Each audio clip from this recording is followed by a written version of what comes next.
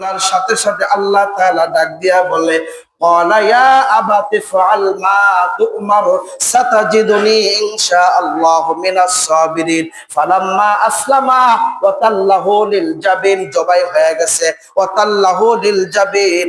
আল্লাহ তাআলা ডাক দিয়া বলে, ওয়া তাল্লাহু লিল জাবিন قال يا أبت افعل ما تؤمر ستجدني إن شاء الله من الصابرين فلما أسلما وتله للجبين وناديناه أن يا إبراهيم। ও ইব্রাহিম, তুমি যে ইচ্ছা করছিলা এটা কিন্তু হয়ে গেছে। তুমি চাইছিলে আমাকে সন্তুষ্ট করতে, আমি সন্তুষ্ট হয়ে গেছি। আমি তোমার মনের ইচ্ছাটা চেয়েছিলাম, আমি তোমার মনের তামান্নাটা চেয়েছিলাম, আমি তোমার মনের আগ্রহটা চেয়েছিলাম, অন্য কিচ্ছু চাই নাই, অন্য কিচ্ছু চাই নাই। আদম আলাইহিস সালামের দুই সন্তানের কুরবানির আমরা অনেকে শুনছি ঘটনা।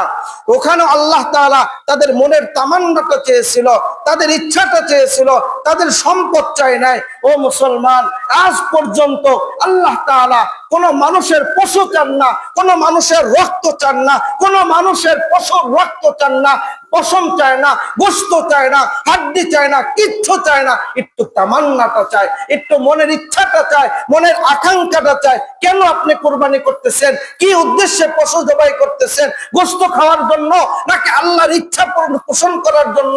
আপনাকে ধনাঢ্য বানিয়েছে, আপনাকে সম্পদ দিয়েছে, আপনাকে সমর্থন দিয়েছে। এখন যদি আপনি কুরবানি করেন, আল্লাহ তাআলা আপনার খুশি হবে। খুশি হয়ে কি লাভ দিবে? হযরত আয়েশা সিদ্দিকা রাদিয়াল্লাহু তাআলা আনহা থেকে বর্ণিত, রাসূল নবী সাল্লাল্লাহু আলাইহি ওয়াসাল্লাম বলেন, আওয়াজ করে দুরূদ পড়েন সাল্লাল্লাহু আলাইহি ওয়াসাল্লাম। রাসূল বলতেছেন, যদি কোনো মানুষ কুরবানি করে তাদের জন্য অনেক ফায়দা। সর্বপ্রথম দুনিয়াবি ফায়দা হলো রিজিকের অভাব আল্লাহ তাআলা দূর করে দিবেন, অভাব অনটন দূর করে দিবেন, বিপদ আপদ দূর করে দিবেন, সকল প্রকার মুসিবত দূর করবেন। আর একটা আখিরাতি ফায়দা হলো, আখিরাতি ফায়দা অনেকগুলো, তার মধ্যে উল্লেখযোগ্য হলো ওই পশুর গায়ে যতগুলো পশম আছে প্রত্যেকটা পশমের বিনিময় আল্লাহ তাআলা তাকে একটা করে নেকি দান করবেন। ও মুসলমান, একটা পশুর গায়ে কি পরিমাণ পশম আছে আজ পর্যন্ত গুনে কেউ দেখতে পারছে? হিসাব করতে পারছে? আজ পর্যন্ত কেউই পারে নাই।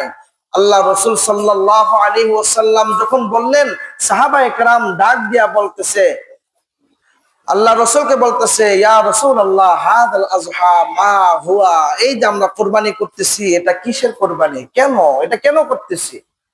রাসূল আরবি সাল্লাল্লাহু আলাইহি ওয়াসাল্লাম বলেন, ক্বালা